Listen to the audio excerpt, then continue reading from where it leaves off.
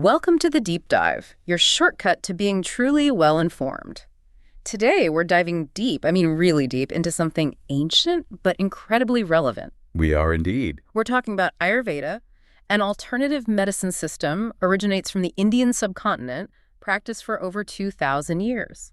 Yeah, it's kind of staggering when you think about that time scale. And it's not just history. Get this. Something like 80% of people in India and Nepal still report using it. It's woven into everyday life there. It really is, which tells you something about its enduring power, or at least its cultural significance. Exactly. So our mission today, give you the essential rundown on Ayurveda. Think of this as your curated guide. Your cheat sheet, maybe.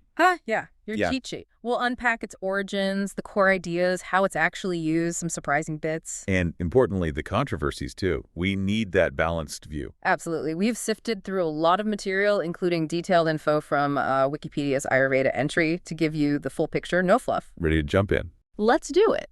So where better to start than the name itself, Ayurveda? What does it actually mean? Right. So Ayurveda, it's Sanskrit, breaks down into Ayus, meaning life or longevity. Okay, life, longevity. And Veda, which means knowledge. So put it together and you basically get knowledge of longevity, or maybe more broadly, knowledge of life and longevity. Knowledge of life. I like that. It's not just about fixing problems, but understanding life itself. Precisely. And this system, well, it's been evolving for, like you said, over 2 millennia. It's not static. And it has this almost mythical origin story, doesn't it? Not just some doctor figuring things out. It does. Legend often traces it back to the Hindu god Dhamvantari, who's an avatar of Vishnu. Wow, okay. It's so divine origin. Yeah, and the main classical texts, like the famous Sushruta Samhita, they frame it as knowledge passed down from the gods to sages and then to human doctors. Gives it a certain weight, I suppose. Definitely. And we even see mentions quite early on. The Mahabharata, the epic poem, maybe around 4th century BCE, it mentions the medicine that has 8 components. 8 components? That sounds surprisingly organized for something so ancient.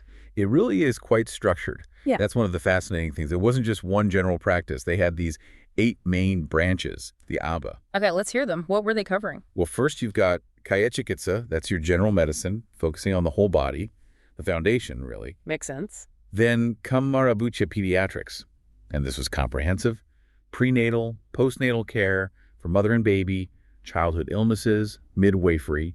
Wow. It even supposedly covered things like methods of conception and thinking about a child's constitution or intelligence right from the start. That's quite detailed. What else? You said 8. Right. Then there's Tantra. This is the big one that often surprises people. Surgery. Surgery, like actual invasive procedures. Yes. Surgical techniques. Extracting foreign objects. The texts describe things we'd recognize. Rhinoplasty, nose jobs. Lithotomy, which is removing stones, using sutures, even cataract surgery. Hold on, cataract surgery. Back then, how? Well, the texts describe it. The specifics of how successfully, that's debated, but the knowledge, the description, it's there. Pretty advanced stuff. Absolutely incredible. Okay, what are the others? Let's see. Shalakya Tantra.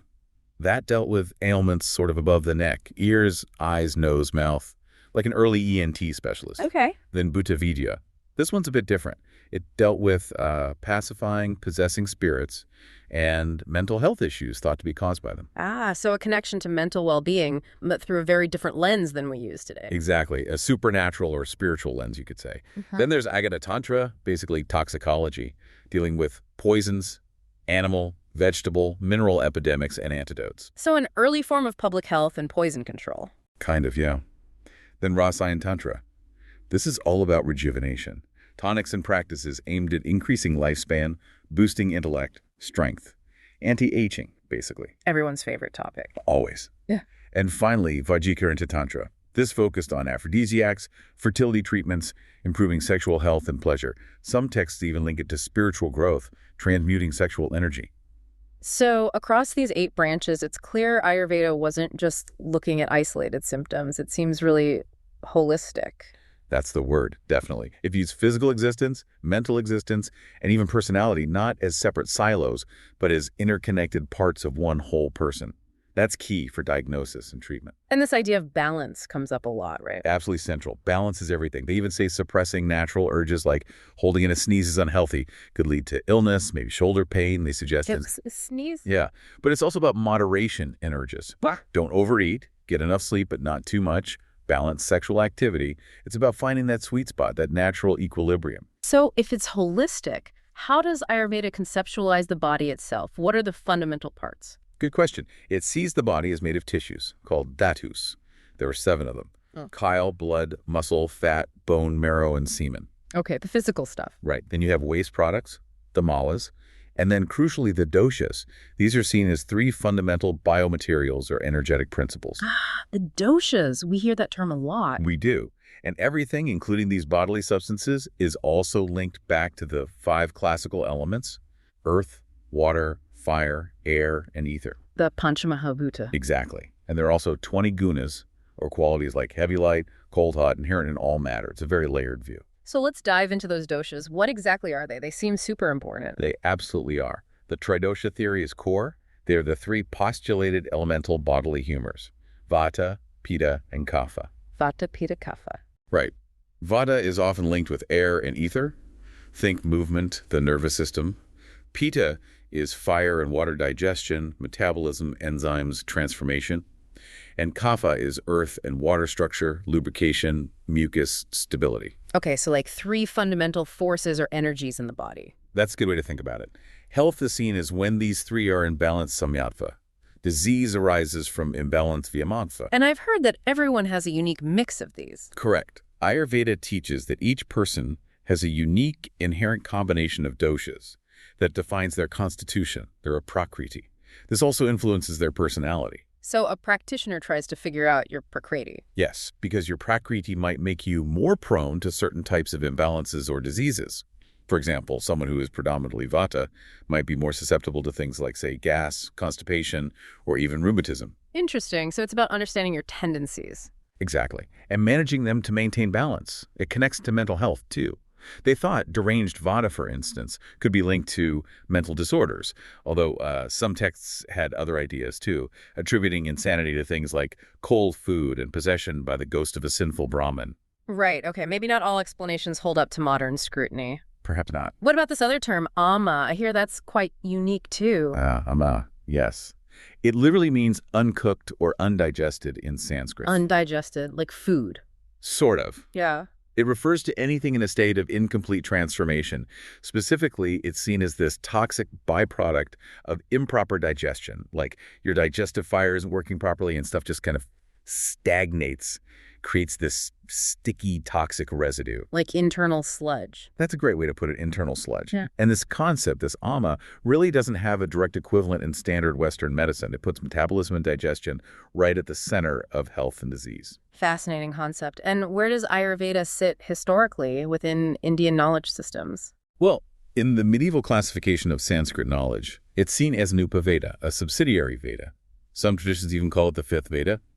And you can definitely trace links, especially medicinal plant names, back to the much older Atharva Veda. So it has deep roots. Okay, so we have the history, the core ideas.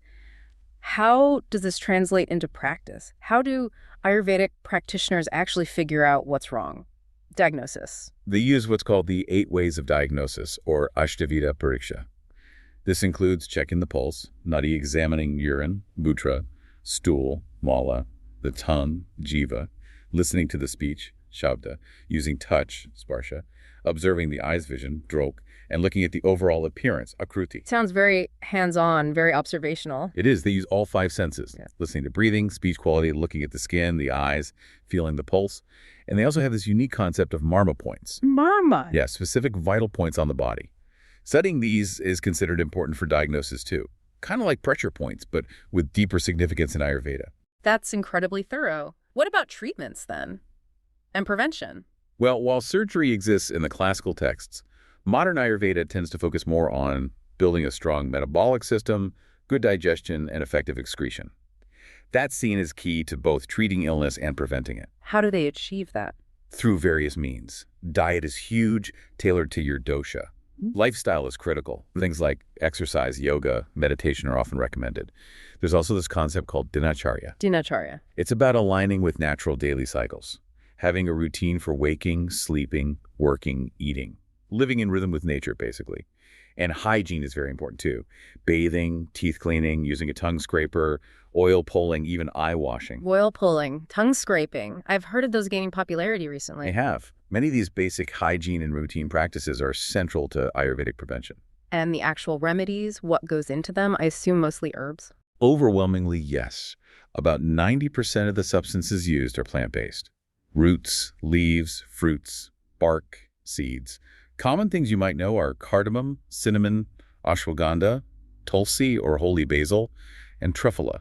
That's a mix of 3 fruits. Okay, standard herbal medicine territory. But there's more, isn't there? I've heard about minerals and metals. Yes, that's a distinct feature. Animal products are used sometimes milk, bones, gallstones, but also minerals, including sulfur, arsenic, lead, copper sulfate, and even gold. This practice is called Rasa Shastra. Wait, arsenic, lead. That sounds concerning. It is definitely an area we need to talk more about, especially the controversy. But yes, these metals are intentionally added in some preparations. Okay, we'll circle back to that. What else is used? Even alcoholic beverages, called madhya, have a place. Huh. They're classified based on ingredients and fermentation and used strategically to adjust doshas like they might increase pitta but reduce vata and kapha, used for things like improving digestion or as purgatives. Alcohol is medicine. Interesting. And historically, even purified opium appears in some formulations, said to balance vata and kapha, increase pitta. Prescribed for things like diarrhea, dysentery, sometimes for enhancing sexual or muscular ability, or for sedation. Opium too, wow. And cannabis indica is also mentioned in older texts, sometimes for diarrhea or as an aphrodisiac. So quite a wide range of substances. What about physical treatments? Beyond just taking remedies. Definitely. For stopping bleeding, they use things like oils and tar, but also ligation, cauterization, specific clotting agents. Massage is huge in Ayurveda, using specific oils. It can be external or even internal to some extent. And you have treatments like Shirodhara. Shirodhara, that's the one with oil on the forehead, right? That's the one. Continuously pouring liquids, usually warm oil, onto the forehead. It's meant to be very calming, balancing for the nervous system. And finally, there's Panchakarma. What's that about? Panchakarma literally means 5 actions or 5 treatments. It's a set of procedures designed to deeply cleanse the body, eliminate a very specific sequenced detox, yes. Things like therapeutic vomiting, purgation, enemas, nasal administration of medicines. It's meant to be quite intensive, aimed at really resetting the system and restoring that dosha balance. That's quite a toolkit. Now, let's think about how all this knowledge spread. We know it's ancient in India, but did it influence medicine elsewhere? Oh, absolutely. We touched on the range of illnesses they identified early on, fevers, coughs, but also complex things like angina, diabetes, hypertension. That shows sophisticated observation. And the surgery you mentioned. Yes, the surgical techniques described are really remarkable for the era. Plastic surgery, especially rhinoplasty, extracting bladder stones, tonsillectomy. There are even descriptions that some interpret as C-sections, though that's debated. They use specific herbs and instruments. So this knowledge didn't just stay put. Not at all. Key texts by figures like Sushruta and Charaka were translated into Chinese as early as the 5th century, then into Arabic and Persian around the 8th century. Arabic and Persian, so it entered the Islamic golden age of science. Exactly.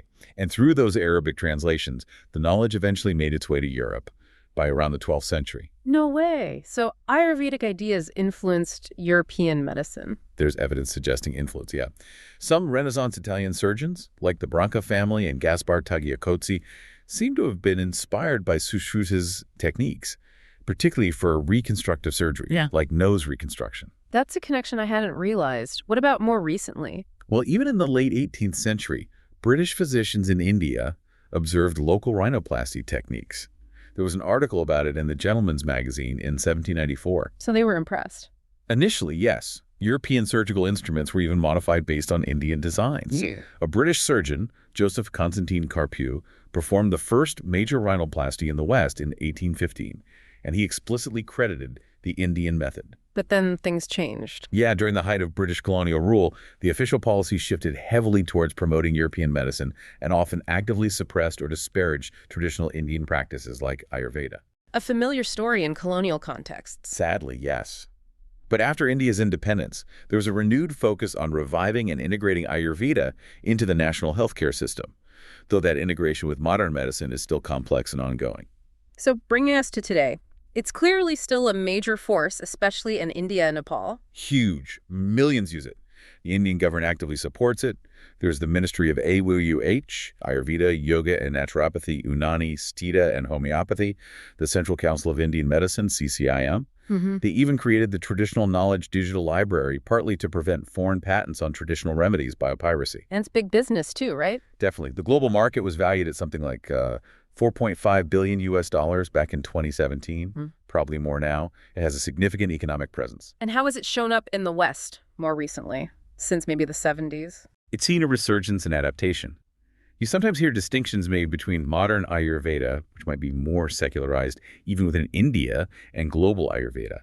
The global version often gets intertwined with yoga, general wellness culture, spirituality, maybe focusing more on prevention than treating serious illness. Which leads us neatly into the tricky part. The debate about what Ayurveda actually is. Is it medicine? Is it something else? That's the crux of a major ongoing debate.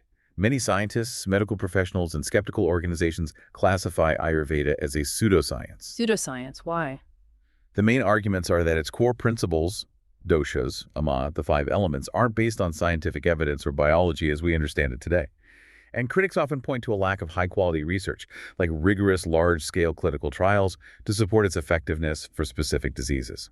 So does it work? What does the evidence say? It's mixed and often limited. Some lab studies on specific Ayurvedic herbs do suggest potential therapeutic effects, anti-inflammatory or antioxidant properties. But translating that to effective treatments for complex diseases in humans is a big leap. What about serious conditions, like cancer? There's no reliable scientific evidence that Ayurvedic treatments can cure or treat cancer. Organizations like Cancer Research UK state this clearly. They acknowledge some people might use it for symptom relief alongside conventional care, but they also warn strongly about potential harms. Such as? Such as toxic ingredients, which we need to get into, and the risk of treatments interacting negatively with conventional cancer therapies like chemotherapy or radiation. The evidence for cardiovascular disease is similarly considered weak or unconvincing by mainstream medical bodies. Okay, let's tackle that head-on, the toxic metals issue. You mentioned Rasa Shastra. Yes. The practice of intentionally adding metals, minerals, sometimes gems, to herbal formulas. And the problem is, these often include heavy metals known to be toxic: lead, mercury, arsenic. And this isn't just theoretical. They've found these metals in products. Oh, yes. Repeatedly. Studies going back decades show worrying levels. A 1990 study in India found arsenic in 41% of products tested, and lead and mercury in 64%. 64%? That's a lot. It is. A 2004 U.S. study found toxic levels in 20% of Ayurvedic products bought in Boston, sourced from South Asia. Then a key 2008 study looked at products sold online, both U.S. and Indian made. They found lead, mercury, or arsenic in about 21% overall. Still around 1 in 5. But here's the kicker. For the products specifically identified as Rasa Shastra preparations, the ones meant to contain metals, that number jumped to 40%. 40% contain potentially dangerous levels of these heavy metals. And studies as recent as 2022-2023 are still finding products exceeding safety limits for zinc, mercury, arsenic, and lead. This must have real-world consequences for people using these remedies. Absolutely. It's not just numbers in a lab report. There have been numerous documented cases of heavy metal poisoning linked to Ayurvedic medicine use. One review counted over 80 cases of lead poisoning worldwide between 1978 and 2008. 80 cases. And that's likely underreported. In 2012, the U.S. CDC specifically linked some Ayurvedic drugs to lead poisoning incidents in pregnant women. A 2015 U.S. study found that 40% of people they tested who used Ayurvedic medicine had elevated blood lead levels. So, yes, it's a genuine public health concern. How do Ayurvedic practitioners explain this? Surely they know lead and mercury are poisonous. Their defense generally falls into a few categories. One is that the toxicity arises from improper manufacturing contaminants, or maybe people using shoddy products from unqualified charlatans. Okay, blaming quality control. Right. The other main argument points back to the classical texts. They argue that traditional Ayurveda includes complex purification processes called samskaras or shodhanas that are meant to detoxify these heavy metals and render them safe or even therapeutic when prepared correctly. Purification processes for lead and mercury. Does science back that up? Mainstream toxicology is, let's say, highly skeptical that these traditional methods can truly eliminate the inherent toxicity of heavy metals like lead or mercury, especially for chronic ingestion. The metals themselves don't just disappear or become harmless in the way these processes might imply. So what are governments or regulators doing about this, if products contain lead? It's tricky. In India, there's now a requirement for Ayurvedic products to label their metallic content. But enforcing that and ensuring adequate testing across a huge and varied industry remains a challenge. In the U.S., the FDA has had an import alert in place since 2007 for certain Ayurvedic products, basically trying to stop one suspected of contamination from entering the country. But things still slip through, especially with online sales. Wow, so we've covered a massive amount of ground here. We really have. You've just taken a deep dive into Ayurveda. We've journeyed from its really ancient roots and divine origins through its intricate system of health with the doshas, datos, ama, Explored its surprisingly advanced historical practices like surgery. It's spread across the globe. and landed right in the middle of contemporary debates about its status, its efficacy, and the very serious safety concerns, especially around heavy metals. You now have a handle on concepts from Panchakarma to Rasa Shastra. It's definitely a system with incredible historical depth and cultural resonance, but also one facing significant questions when viewed through the lens of modern science and safety standards. It's complex. It absolutely is.